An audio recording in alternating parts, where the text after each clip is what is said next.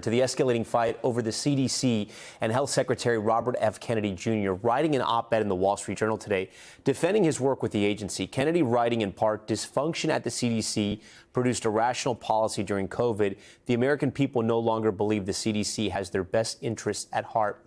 It comes after 9 former heads of the agency, you see them here, both permanent and acting directors from both parties, stretching back to the Carter administration, wrote in the New York Times that Kennedy has weakened the programs that help keep Americans healthy, removed experts, downplayed vaccines, and advocated for legislation that could cost millions of Americans their health coverage. Our Anne Thompson is with us now to help us sort of unpack more of Kennedy's op-ed today. And you cover the CDC for us at times. What did you think about the op-ed, and what did we learn? I think that what you're seeing this is basically a fight over science. The former CDC directors are saying, look, the CDC has been the gold standard of science. What they're afraid of is that Kennedy is going to take his ideology and use that ideology to twist the science. And that is a particular concern when it comes to vaccines.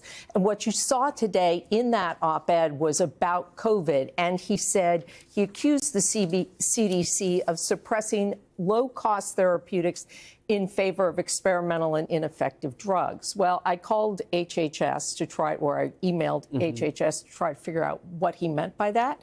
Is he talking about ivermectin? Is he talking about hydroxychloroquine, which are two non-proven therapies for COVID?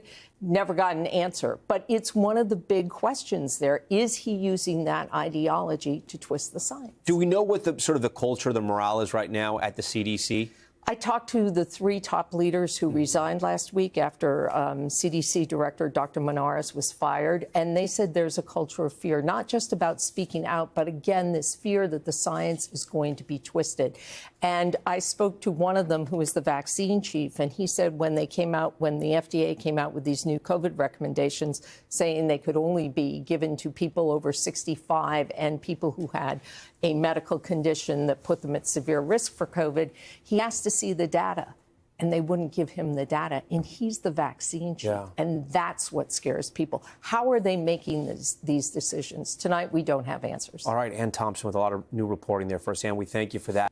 We thank you for watching, and remember, stay updated on breaking news and top stories on the NBC News app or watch live on our YouTube channel.